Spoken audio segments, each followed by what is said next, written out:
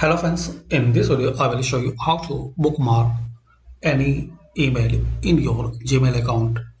So firstly sign in and log in your Gmail account and then find out your email which you want to bookmark. I want to bookmark this email. So just click on this star.